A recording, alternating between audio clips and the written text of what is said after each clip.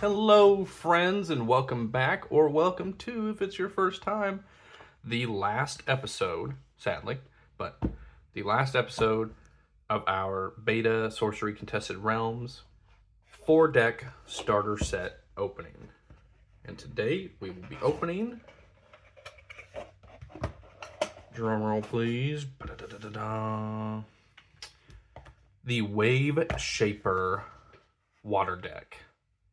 Manipulate with the charm and trickery of water. Sadly, this is our last starter deck opening, but you know what that means? Just because it's our last deck opening doesn't mean it's our last sorcery video. I really hope you guys are enjoying these videos, considering this is the last one I'm recording, and none of them have been posted yet, so I have no idea how they're doing. But you know what? I'm excited about the game. And that's all that matters, right? Ultimately, I want you guys to be excited too. Like, that's why I do this, right? I want you guys to have the fun that I'm having. I want to have a communal sense of fun. So, say all that to say, I hope you guys are enjoying the coverage of Sorcery Contested Realm. And if you're not, that's a problem, because there is going to be a lot of these videos. So just sit that right there. As always, we're going to look at our avatar and then go into our atlas, our sites. So we have the Waveshaper as our avatar. 20 health and 1 power. Your usual tap to play or draw a site, but the special ability, tap, flood a site near your body of water. So that's going to be any of your water sites, until you do so again. Say it again. Tap. Flood a site nearby your body of water until you do so again. Okay. Tap minions without submerge there.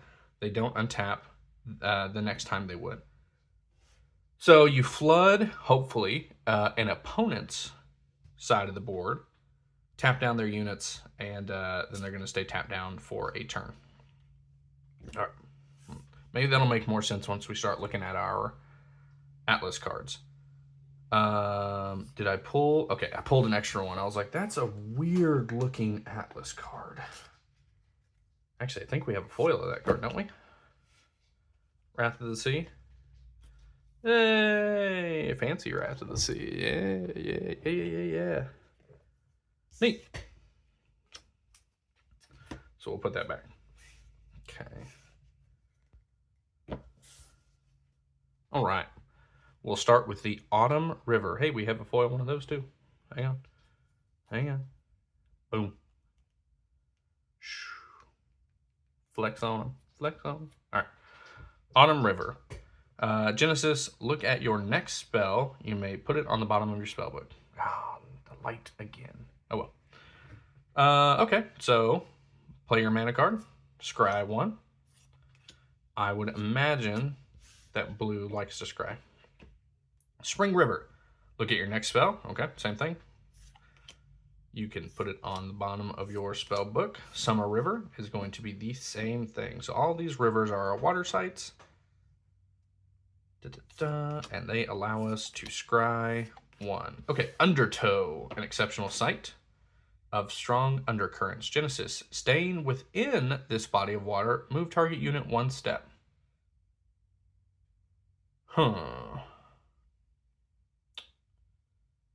Not quite sure how that works. How it would move a step but stay in this body of water. We'll talk to our rules lawyer friends tomorrow. Floodplain. Once on your turn, you may flood an adjacent site this turn. Okay, very nice. And we'll see why flood is important later. Ooh, wow, what a cool looking card. Maelstrom. At the start of your turn, you may pull in each minion in this body of water 1 step. At the start of your turn, you may pull in each minion in this body of water 1 step. There must be something that I'm missing with the text within this body of water. This is going to be a guess. Let me know in the comments below if I'm wrong. I'm going to surmise that the, quote, body of water would refer to uninterrupted connections of your water units. So these guys are all adjacent to each other. So this is one body of water. That is my guess, but I'm not entirely sure. So that's how, if you had your undertows, right?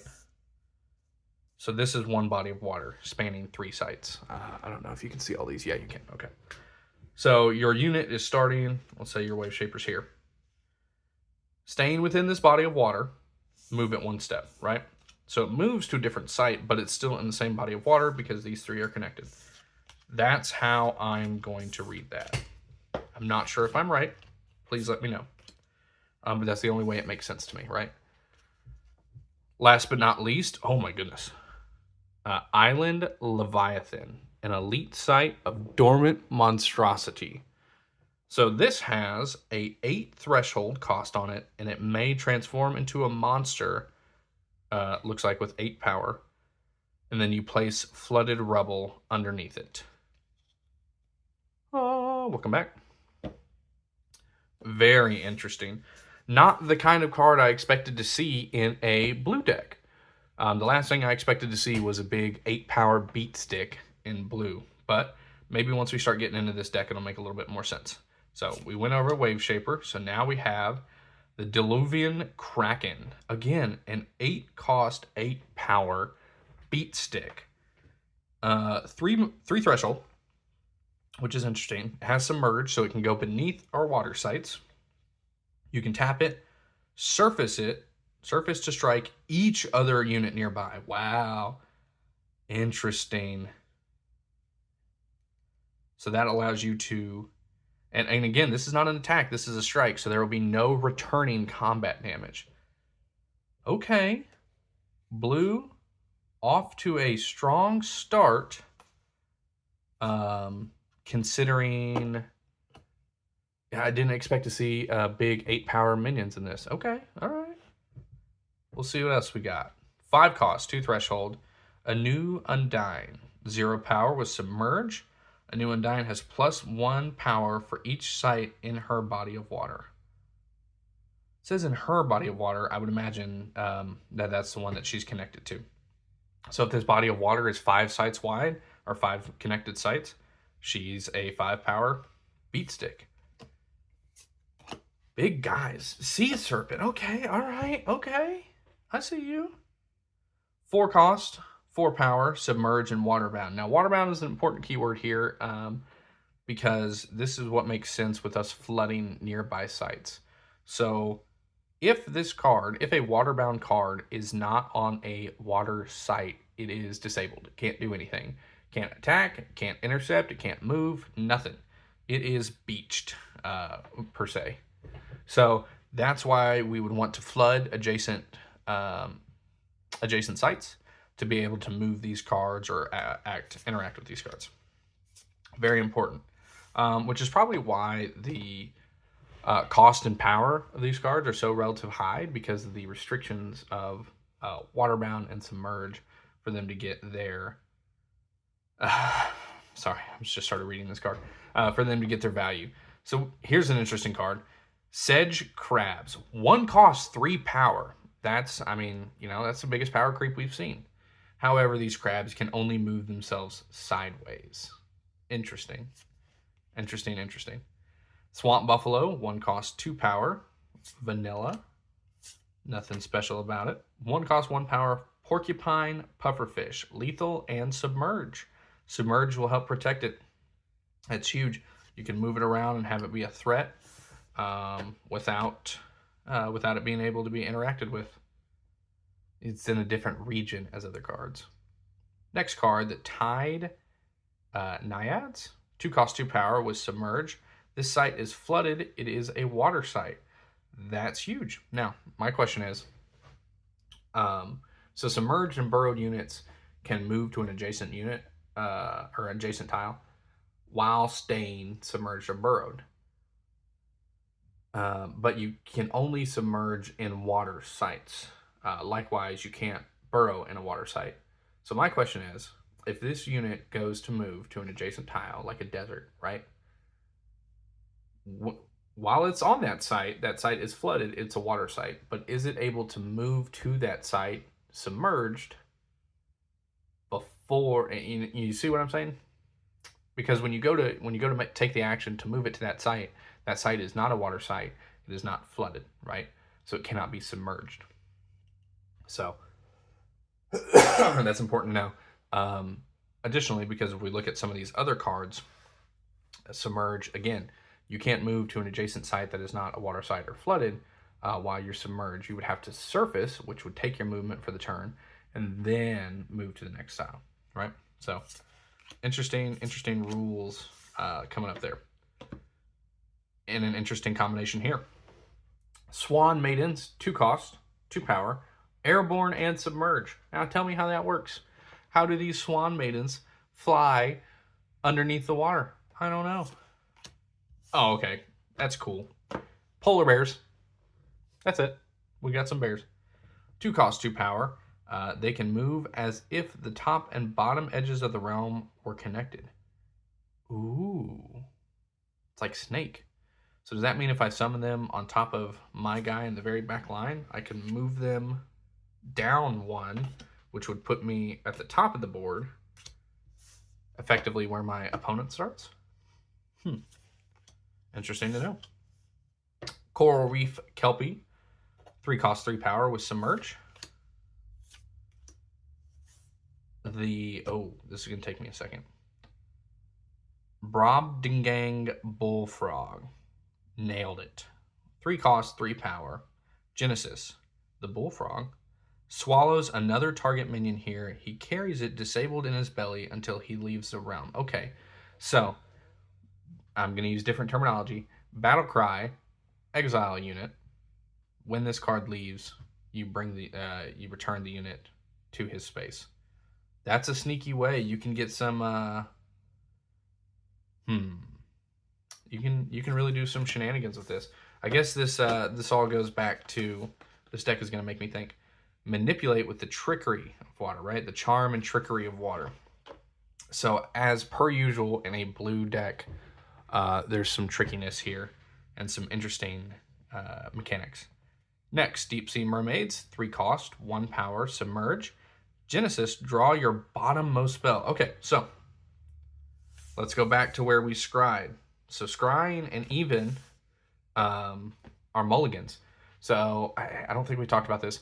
When it comes to a starting hand and a mulligan in this game, you draw 6 cards, right, for your starting hand. You draw 3 from your Atlas with your sights, and then you draw 3 from your spellbook. If you decide to mulligan, now this is after you shuffle.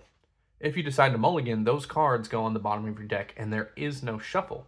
So you can know what the bottommost card of your deck is. So say, I start with the Kraken in my hand, right?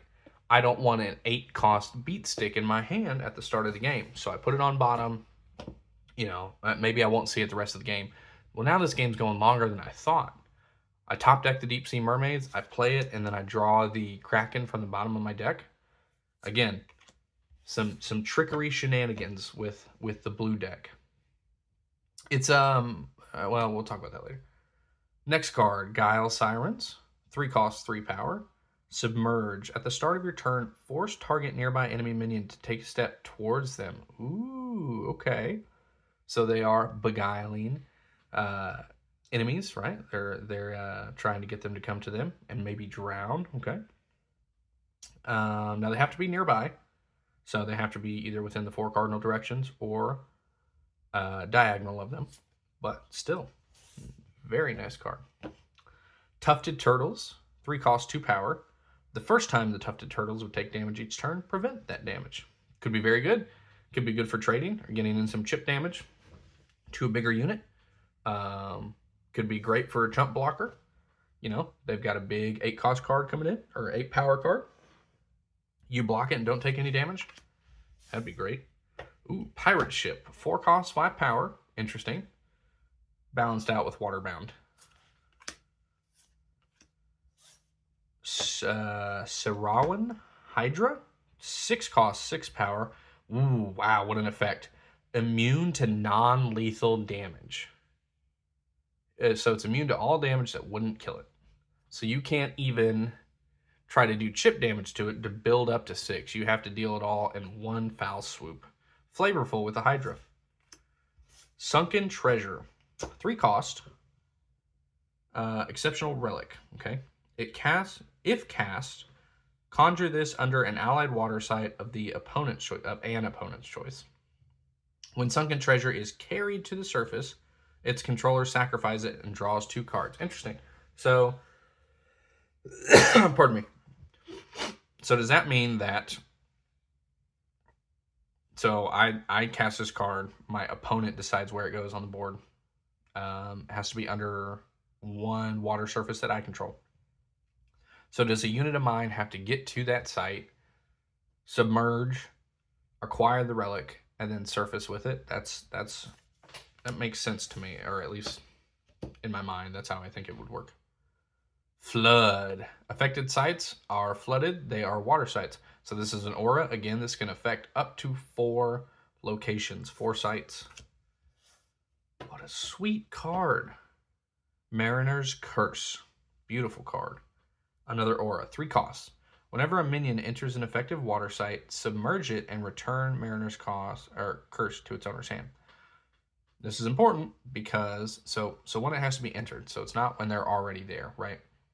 If they're already there, it doesn't work. But if somebody goes to move into one of those effective sites, they're going to be submerged. Submerged is just the same as buried. So if that card does not have... I think the keyword is just submerge, right? Oh gosh, where's the Kraken? Yeah. So if they don't have submerge, that unit will be destroyed. And then we'll return this to our hand. Riptide. Target water site pulls an above ground unit. It's pulls in an above ground unit it's adjacent to. Draw a card. It says pulls in, so it does just move them to that site. I don't think that's removal, right? I think it just moves them. Here would be the removal. Drown. 3 costs. Submerge target minion or artifact if able. Same thing as bury, right? Ice Lance. What a cool looking card. Give me that in foil, please. 3 costs. Shoot a piercing projectile. Deal 3 damage, then 2 damage, then 1 damage to up to 1 unit at each of the first 3 locations along the path. So it's a projectile, so it's going to go in the 4 cardinal directions of the unit that's casting it. And then at each location along its path, you can choose 1 unit to take 3 damage and 2 damage and 1 damage. Very interesting. Can get some huge swings with that.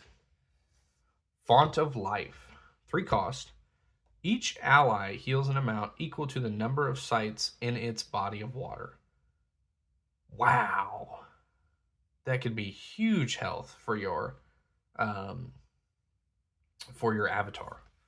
For 3, that could be a lot of health. 4 cost, magic, Stormy Seas. Submerge all minions and artifacts occupying target water site. Ooh, very nice. Get some removal when they're coming in. And Wrath of the Sea.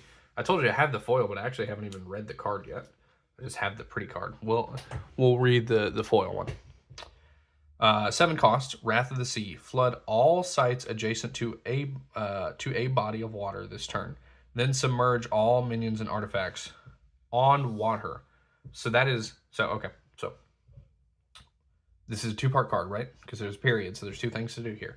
Number 1, we are flooding all sites adjacent to a body of water. That could be a lot of sites, depending on how our body of water is snaked through, right? Then, once all of those are flooded, right, they are on water. So at each of those sites, we will then submerge all minions and artifacts. So again, if they don't have submerge, they will be destroyed. Wow. Okay. Blue deck, water element, you really surprised me. The last thing I expected to see in here was the 6 cost, 6 power Hydra. that ignores damage unless it's non-lethal. A 8 mana, 8 damage beat stick, right? It's not even a beat stick because it has a crazy strong ability. I expected to see things like Font of Life, some removal like Drown, Riptide move and stuff. But like the Pirate Ship, 4 mana, 5, yeah. Again, this is definitely trickery because the blue deck has a lot of what you would feel are, if you're looking at the other decks, and I'm glad I looked at this one last, because if you look at this one first, this is definitely going to be the last video to go up. If you look at this video or this deck first, you're going to get a really weird feeling for what like the average cost to power ratio is, right? Like what feels right and what feels balanced comparatively to the other decks.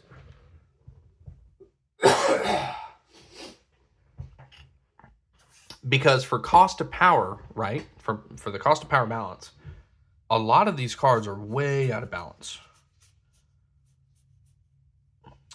6 cost, 6 damage, or 6 power. That's immune to damage. 4 cost, 5 power. Okay. 3 cost, 2 power, but you know, immune to the first damage. Things like that are a little out of whack, right? 1 cost, 2 power. We've seen that a little bit. 1 cost, 3 power, way out of whack. 4 cost, 4 power is, you know, all right.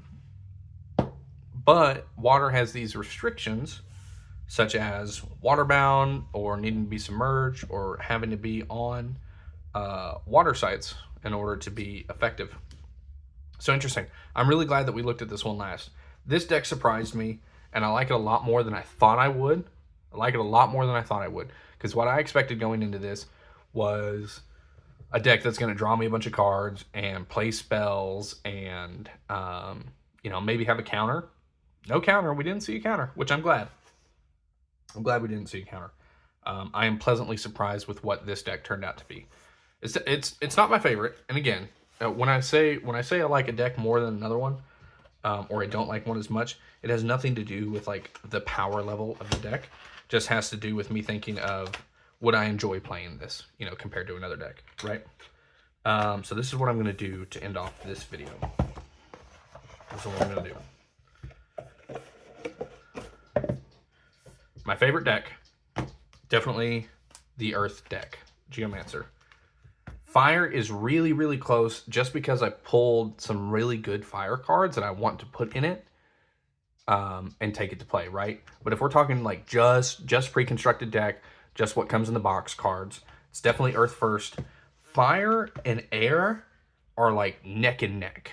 I like the playstyle of fire. I really like the cards that come in air. And I think the, again, the balance of having these high damage spells and high damage abilities, but them targeting random units, I think is really, really cool. And then throwing in that luck charm is awesome. So fire and air definitely tied for second. Water is at third, but it's not like it's a really bad third and I don't like it. These are all super, super close. Super, super close. I love all 4 of these decks. And if I've said it once in the last couple videos, I've said it 1,000 times. Please go buy this product. I have never bought, and you know, if you've seen the channel, I love buying starter decks. I've talked about it 1,000 times. I've opened a lot of starter decks. I bought 2-player starter sets. You know, it's my favorite thing to do because that tells me how important acquiring new players is to whoever's selling that game, right? They put a lot of effort into their starter sets, then that makes me happy because that's what I want, you know, because a lot of these games, I am a new player, right? I want the new player experience. Bar none, the best starting experience out of any game that I've ever played. These are 4 ready to go, I would argue competitive, pre-constructed decks. I think they're all viable. I think they're all good. None of them feel bad. Well, I say that, I haven't played them. None of them feel bad when looking at them compared to the others, right? There's not one that I think is way worse than the others. So if I could urge you one last time, go pick this up, play it with your friends, go through the decks, find your favorite, and maybe you start mixing and matching. You know, if I really wanted to do it, I think an air fire deck would be sweet. I think that'd be really cool. And in fact, you know, it might have something to do with the Elementalist there, right? Oh, now that would be a 4-color deck, right? That would be everybody, but if I wanted to play, you know, multiple colors, maybe I'm breaking in the Elementalist and starting a different deck. Give me some extra threshold. So, I will tell you one last time, thank you everybody for watching these videos and commenting and liking and letting me know what you think. I hope you'd enjoy it. If I could urge you on this last video of the starter deck, please leave a comment down below. Tell me what you think of the game. Tell me if you're excited about it, if it looks cool to you. Really, really soon, there's going to be gameplay of this on the channel because I am shaking with anticipation of playing this game and getting my hands on it. That's not to say if you came for Grand Archive, you know, I'm not saying there won't be any more Grand Archive, but I am saying that Sorcery Contested Realm has absolutely ripped my focus to this game. And a lot of that probably has to do with, you know, my local store selling it and my local store, you know, having play set up. So that's a big, you know, big piece of the pie right there. So shout out to our Patreons, Sam, Caleb, Adam. I love you guys. You rock, and we wouldn't be doing this without you. So I appreciate it. You guys have a great day. Bye.